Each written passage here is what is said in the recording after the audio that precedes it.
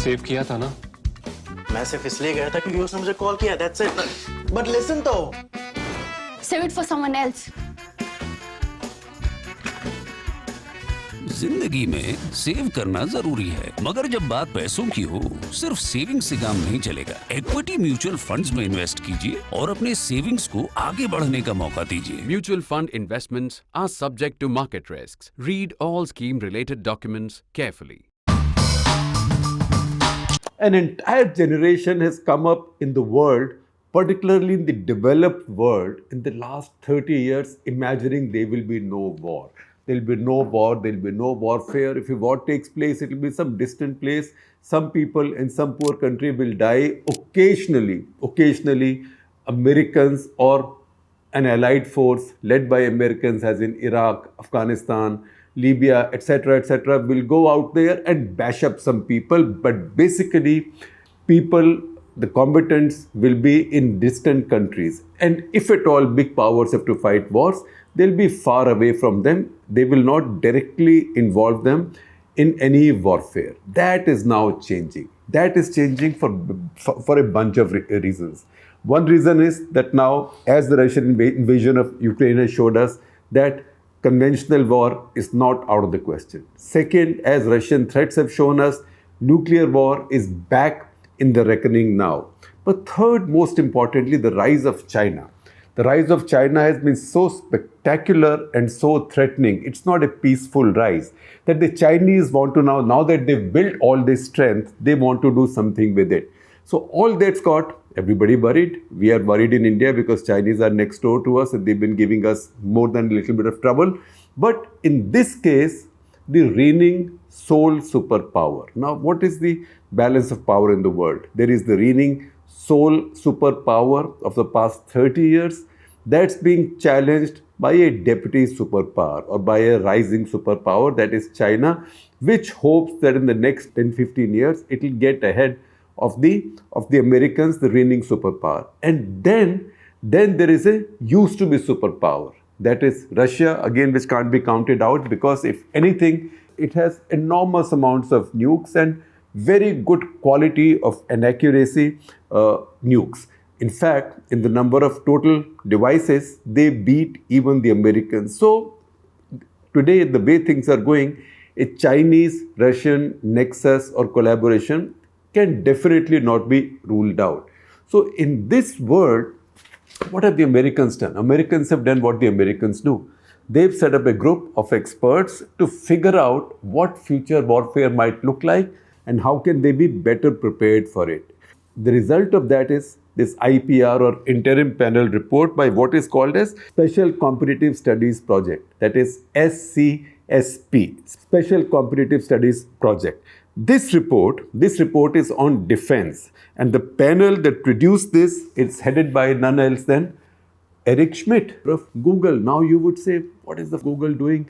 Producing a report on America's threats and America's weaknesses, strengths, and also America's imperatives and options in the area of defense. Because most of this report, it's 33 pages of fairly dense text with some sketches. In fact, I found it fascinating, so I stayed up last night and read it, didn't fall asleep, 33 pages. I'll share the entire report with you. If you are nerdy, if you're really interested in this stuff, you have to prepare for competitive exams, please read the original report. I'm trying to simplify it as much as possible. So the reason they have Eric Schmidt and other people, Eric Schmidt is the chair, then Yili Bayraktari, I hope I pronounced his name right. Yili Bayraktari is the president and CEO of the project. This interim report, this is first of the 6 interim reports.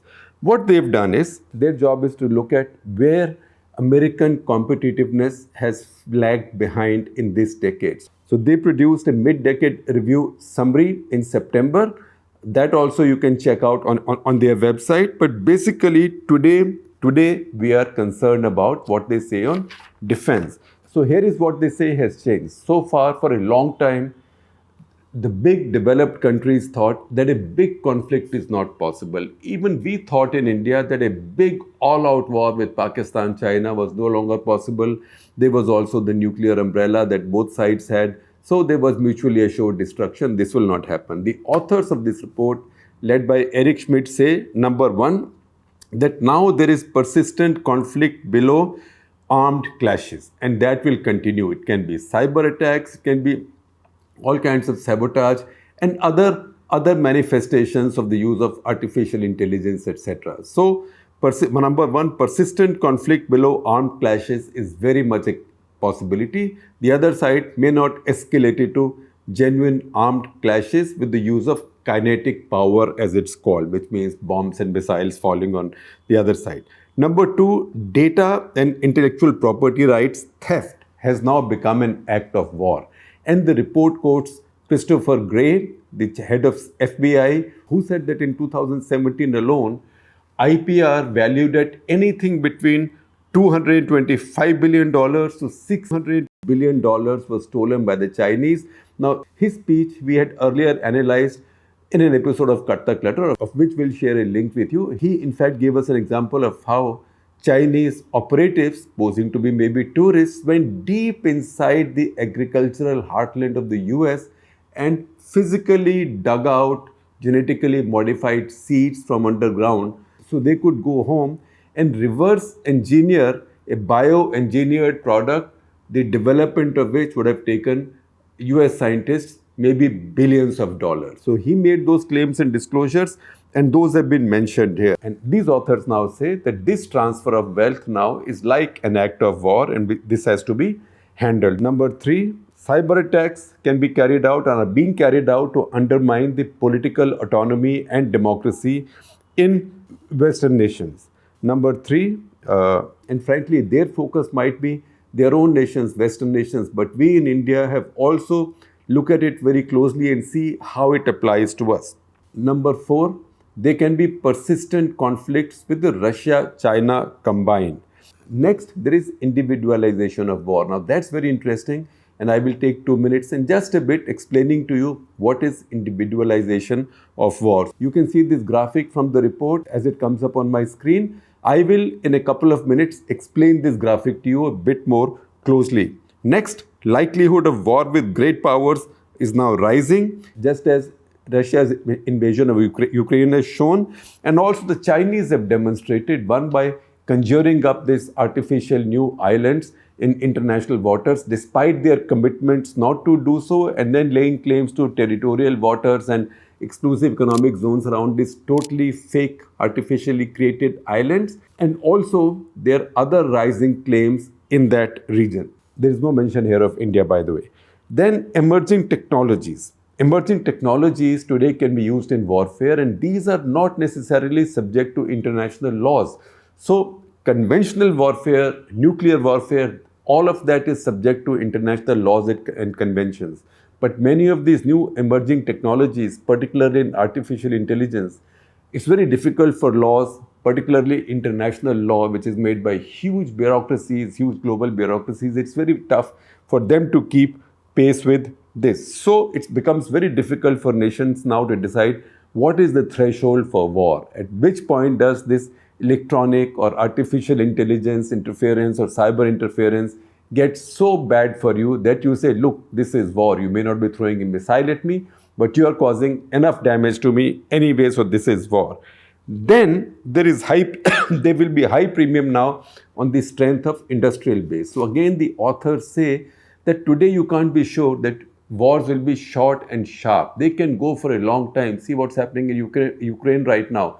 And then your ability to keep replenishing your stocks, because you have not stocked up what we call as war wastage reserves. You haven't stocked up for a 6-month war or 1-year war or 2-year war or a 3-year war. Suppose it goes on like that. Look at Ukraine now. Ukraine is almost getting into 9 months of fighting now, and it's going on. Soon enough, even the great Russians are going to feel the crunch in terms of the supply of ammunition, particularly smart ammunition. So does the Western world have the industrial base to continue producing it? And the authors suggest that they don't. And Chinese, on the other hand, have a much stronger industrial base. So again, there is a suggestion to look at the allies.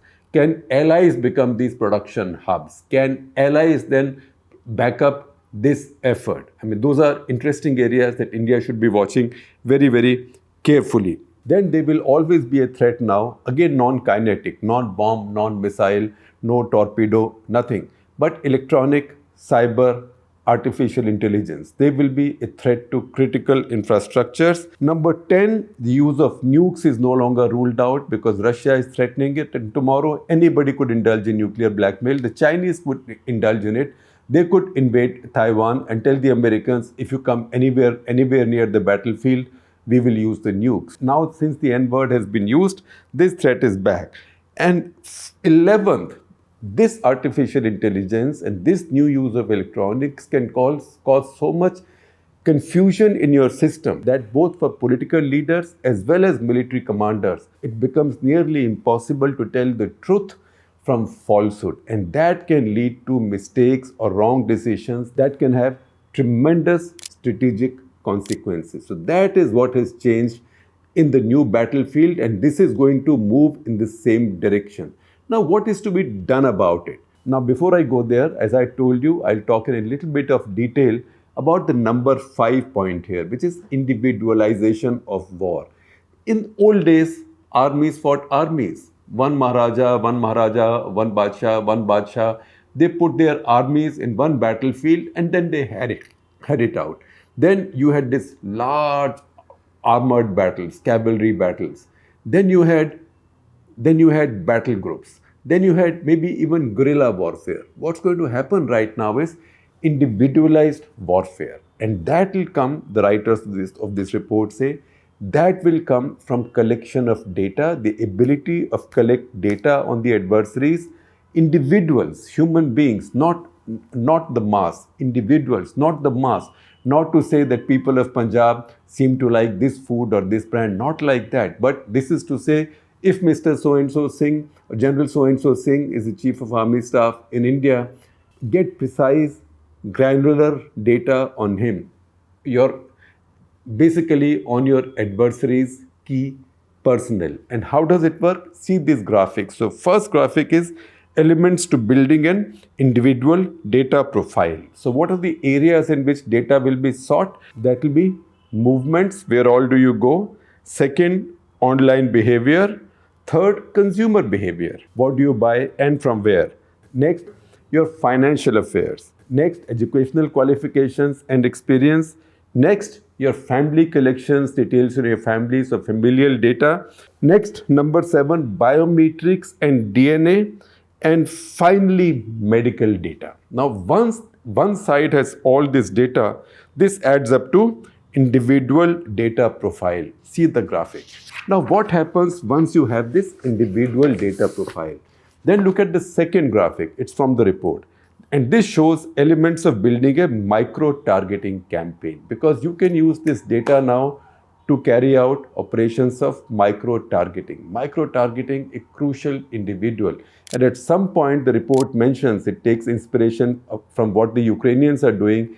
They are picking up stuff electronically to target and specific Russian generals and specific top Russian officials. They are doing it more kinetically. They are throwing missiles and bombs at them. This is to be done differently.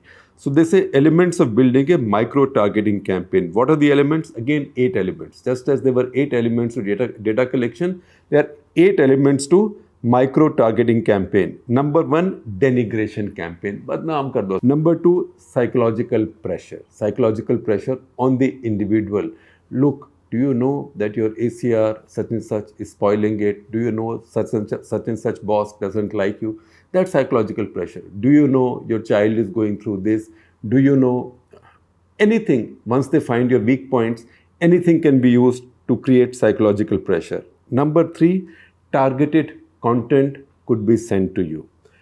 Next, blackmail. If they figure out from financial dealings or anything, or maybe even dating patterns, personal affairs, that there is something that you might be wanting to hide. If they find out, they can blackmail you. Then there can be medical attacks, cyber attacks.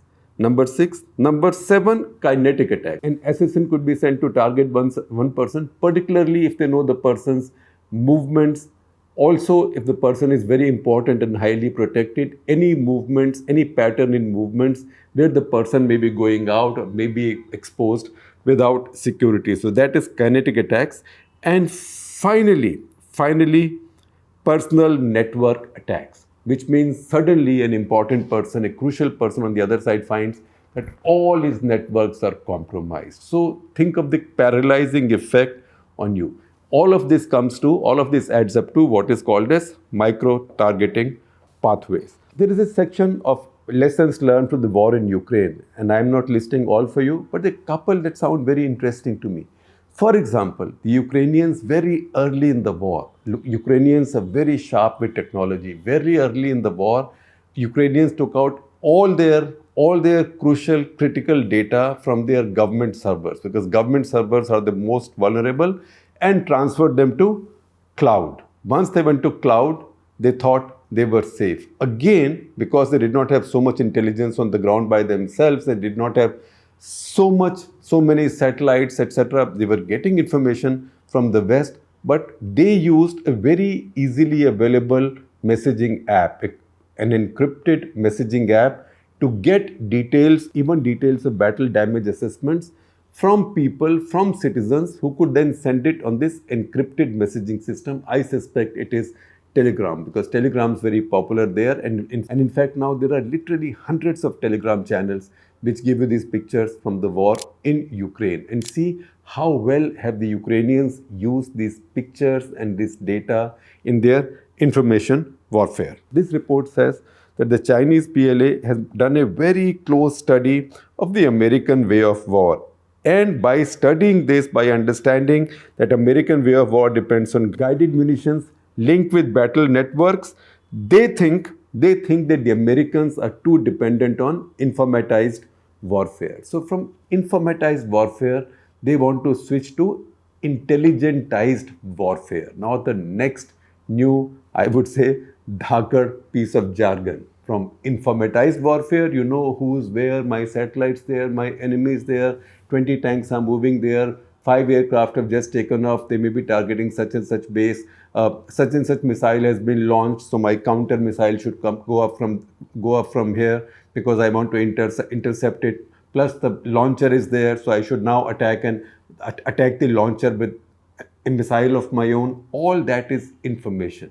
What is intelligentized warfare? Intelligentized warfare again means using very little firepower. Intelligentized warfare effectively means you destroy the other side's battle network. So if you can destroy the other side's battle networks, as the Americans did, say in Desert Storm, then the other side cannot fight. The other side may have all the samagri, all the wherewithal to fight, but they don't know where the enemy is. They don't know what to do. And once you disrupt these battle networks like that, then what your enemy has by way of precision guided munitions doesn't matter. In any case, the Chinese think that they are now building a symmetry with the Americans, or an equality in precision guided munitions.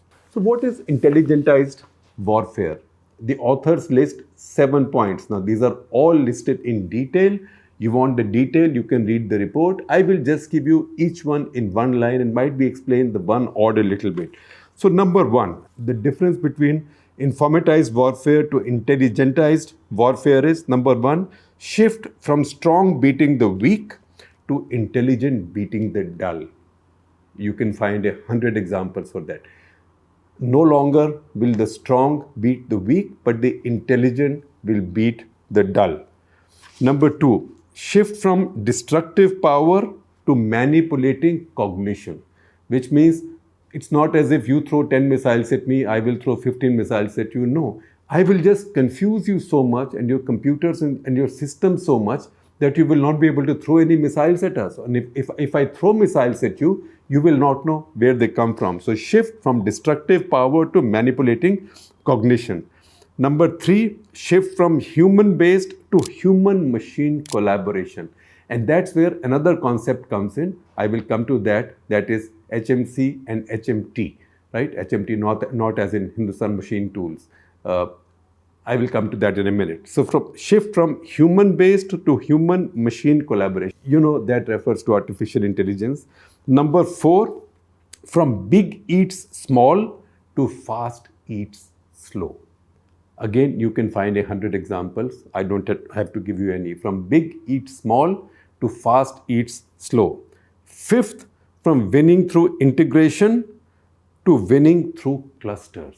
So far everybody thought integrate all networks, integrate forces, this and that. They say no, win through clusters, which means one cluster doing its job. All these clusters are connected in a way which cannot be disrupted. But the fact is that each cluster is autonomous, can function on its own. So no enemy has the ability of delivering one killer punch. So you are rendered incapable of fighting even for a limited period of time. Number 6, from military dominance to hybrid warfare. Again, electronics, computers, artificial intelligence all take precedence over tanks and guns and fighter planes, even drones and so on. And number 7, from practical test to experimental exercise. Which means, as I understand, you can exercise something 100 times, so enemy also knows what you're doing. But bring in a surprise using unconventional methods. I told you there were those 2 new acronyms, HMC and HMT. So HMC actually should be HMCC, that is Human Machine Cognitive Collaboration, which means artificial intelligence and human beings work together in an intelligent way and arrive at conclusions, arrive at decisions, and arrive at actions.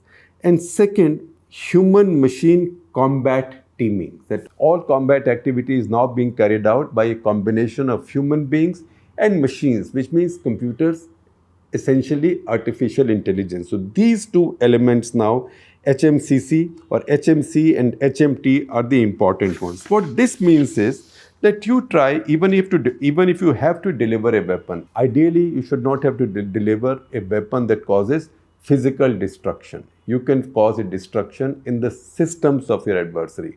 But even if you have to deliver a weapon, it should be delivered as far away from your human beings as possible. That is to minimize casualties and to minimize costs. Again, there should be a lot more of these self-attriting weapons. Weapons that you can fire and can forget about, you don't mind losing them, because what you mind losing most of all is human life. So this is also a way, if you look at this set of charts, again from the report, these tell you that how machines could create a lot more war fighting ability. That's a few machines creating a lot more instruments of war. So machines create more war fighters, actual fighters. They can actually, human beings who are fighters, they can actually create a lot more machines, in the sense that they could write a lot more software, which will then become a weapon of war, and so on and so forth. You can see it. And once you combine the 2, you become a more formidable power. What this means is you can then create large swarms of autonomous weapons. Autonomous but distant from you. Autonomous but also with their own cognition. So you can put your own instructions inside them, but they have enough cognition with artificial intelligence to also decide on their own as and when targets present. I am oversimplifying it, but basically these are autonomous systems who then do not have a human being involved, and maybe 3 human beings can then run 3,000 of these autonomous systems. So that is how this human-machine collaboration would work. So after having studied all of these threats from China, first of all, the prospect of a war now, of a big war now, how this is more real. Second, the threat from China and how far the Chinese have got in this business, how far ahead have the Chinese got in this business.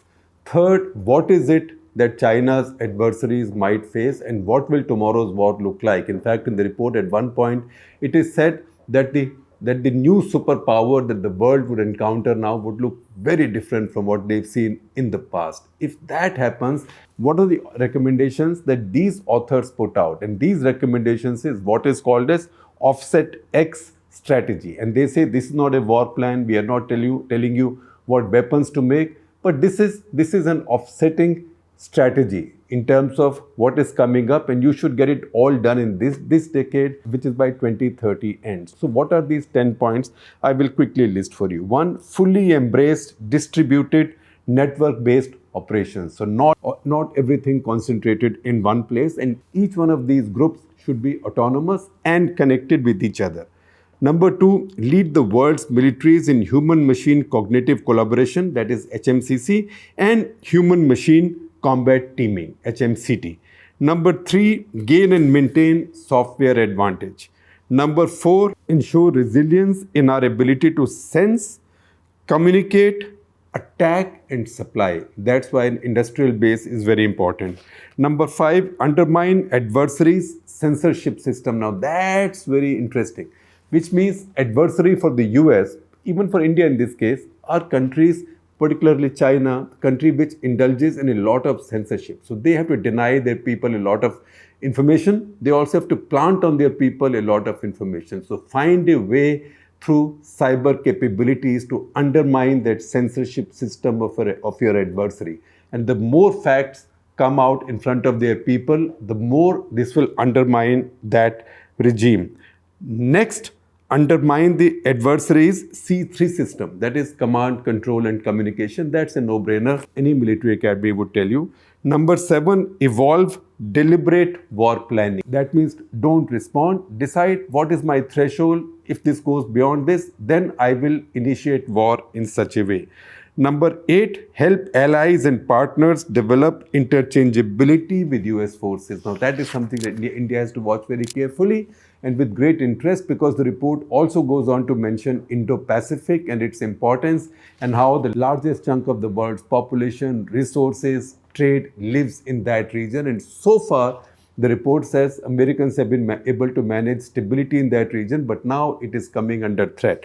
So there, just the American power or the American military won't be good enough. It has to be interoperable with its allies. So the point number 8 here, I repeat that, help allies and partners develop interchangeability with US forces. Number 9, implement a new public-private partnership with industry, academia, experts, and civil society. That's very interesting. No-brainer, but very interesting. Number 10, develop and field counter-autonomy. Now, what is counter-autonomy? I read up on this a little bit more. Counter-autonomy is just as you are using autonomous weapons, which means unmanned drones, loitering ammunition. That's very basic, but tomorrow we'll have much more sophisticated autonomous instruments of war. Can you then have the ability, because you have autonomous instruments, the adversary is trying to disrupt them. Can you then develop the ability to infiltrate electronically, obviously, your adversary's autonomous systems and confuse them in such a way that the result or the outcome is something that shocks and surprises the commanders at home, demoralizes them, makes them worry if their next step is going to work or not. That's why point number 10 is probably the most important here, which is develop and field counter-autonomy. Now, I know as we read all this, as I explain all this to you, you might think, oh, all this looks very sci-fi. Does it really matter for India? But remember, India's main adversary at this point is China. And Pakistan, you might think that India can handle Pakistan en passant, but Pakistan, for all practical purposes, is a protectorate of China. Given that situation, we need to read this very carefully. That's the reason I said, in case you are interested in greater details, I'm sharing the entire report with you.